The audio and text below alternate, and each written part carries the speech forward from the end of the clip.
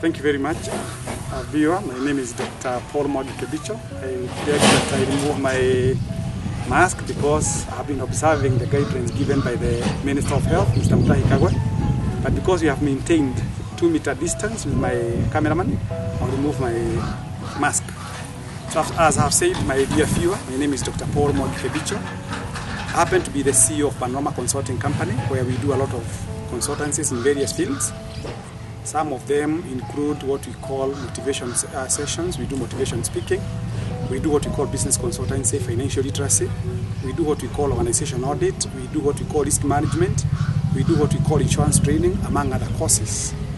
So I'm happy to be here, and I hope that you'll be able to enjoy what you're doing today. Okay, Dr. Paul Kibicho. Yes. May I ask you something? Yes. Why are you not serving in the government, yet you have got all it takes to deliver? I mean, you have all the papers. Thank you very much. Thank you very much. One of the things that you must know is that I can't appoint myself. I'm not the appointing authority. So that one basically depends on the appointing authority, who happens to be the president. So God willing, in the fullness of time, I hope that I'll find favor in him and maybe serve in his government in one of the positions that he may deem fit for me to serve. Okay. Yes. Thank you so much. Well, suppose the president appointed you as a CS for finance, for instance. What are some of the mistakes will you rectify in the ministry? Well, I wouldn't say mistakes because, mistakes do occur. Nobody is perfect. We all live in a world of imperfections. But one of the things that I would ensure that I would do is to make sure that you have what we call favorable balance of trade. So when we enter into what we call agreement with some countries, we must ensure that they consume our products, we consume their products, and the environment is quite favorable. So what we mean by balance of trade is to ensure that no side of the country feels that one is taken care of, or maybe taken for granted by the other. So I would ensure that we have what we call a very healthy balance of trade and balance of payment. And more so ensure that those countries that are more empowered, we do what we take advantage of leveraging with the various skills and technologies that they have. The other thing that I would ensure is to make sure that we do not borrow beyond what we can. Actually, we have what we call fiscal and monetary policies that should support the economy of the day without necessarily putting the nation's income at a strenuous path. So one of the things I would do is to ensure that we borrow what we can, and the amount of money that comes into the car, if we happen to borrow money either from the World Bank or what we call the IMF or what we call from the development partners, that money goes into the right use. No single coin should actually be lost in the process, so that Kenyans can have what we call value for their money. Okay. Yes.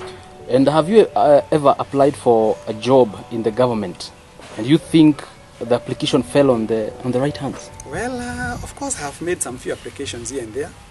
So the issue of whether they reaches the intended destination, of course, maybe the silence of actually not being responded to can attest to that maybe it lands on the long hearts, or maybe I do not know for sure what happens because I have tried not once, not twice. But the fact that I don't get feedback alludes to the fact that maybe some people, you never know. But I hope maybe God's timing is the best. The Bible says in the book of Habakkuk chapter 2 verses 3 that though the vision may tarry, it will surely come to pass. So I'm still waiting upon the time that the Lord has set aside for me. Okay. Dr. Kibicho. Yes. Over the years, the education in this country has been given the first priority. Yes. Where do you think we are headed as a country in as far as the education is concerned? Well, I want to commend and of course thank the President, His Excellency the President Uhuru Muigai Kenyatta, because he has now come up with what we call the competency-based curriculum.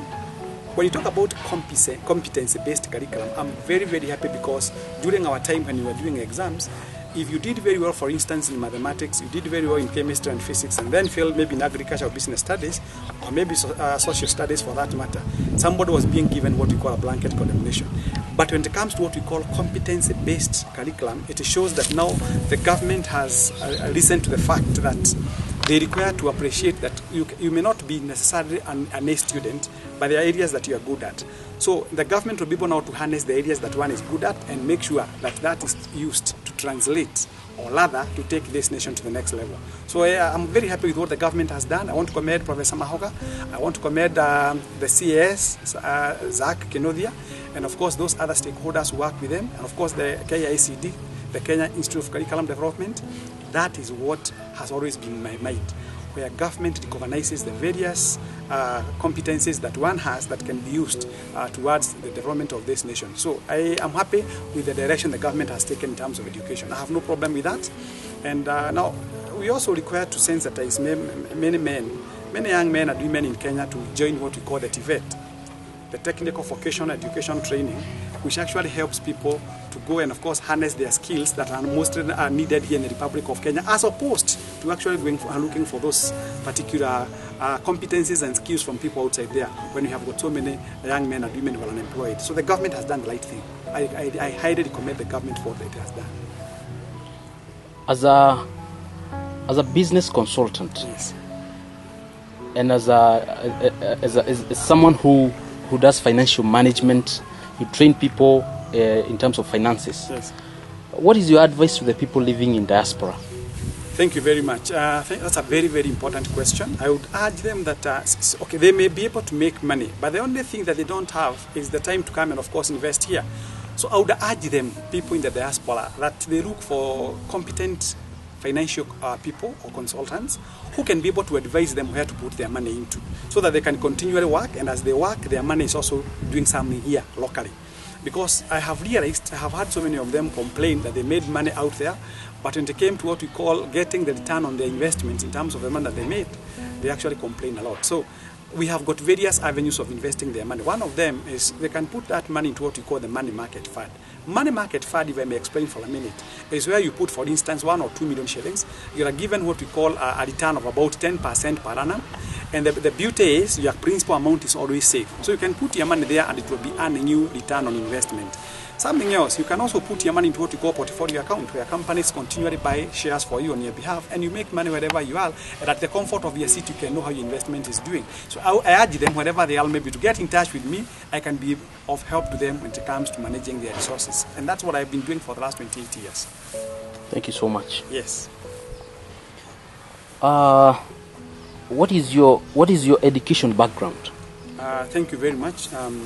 Well, my first degree, I did what we call Bachelor of Business Administration, majoring in what we call marketing and a minor in HR. So my second degree is what we call MBA, Master of Business Administration, or Master in Business Administration, majoring in what we call strategic management. Then my third degree, which is my PhD, I did a doctorate in business administration, still majoring in strategic management and business. So I'm an expert in that particular field. Then my fourth degree is what we call Bachelor of Laws degree. Then I've got several diplomas: diploma in business management, diploma in theology, diploma in insurance, diploma in marketing, advanced sales and marketing, among other accolades.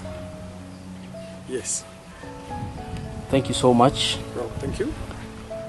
What is your take on the current education system? Well, as I said earlier, I think the government has done well. And I look forward to Kenyans actually accepting and embracing the new system of education. It will take us places. It is actually even in line with what we call the Vision 2030. So the government has done very well. So as far as education is concerned, as of now, I'm not complaining. And I urge Kenyans to continually encourage their children to pursue the right courses. Like, if you saw in the newspaper, there was what we call the Kenya University Displacement, giving us the general outlook. There are so many courses that many students have actually shunned away from. So we need courses that are actually adding value and creating what we call self-sustainability to the students after they accomplish their education. So I think the government has done something good, and we look forward to our students enjoying the new curriculum under the government of President Uhuru Muigai Kenyatta. Thank you. Apart from business consultancy, yes, what else do you do in Panorama Consulting Company? Thank you very much. We also help people actually get space in terms of getting rental houses, in terms of even selling them properties, in terms of even procuring them space for what we call supermarkets and of course mega supermarkets. And that one is a department which is handled by able manager who is called Mr. Joroge, Kenneth Joroge.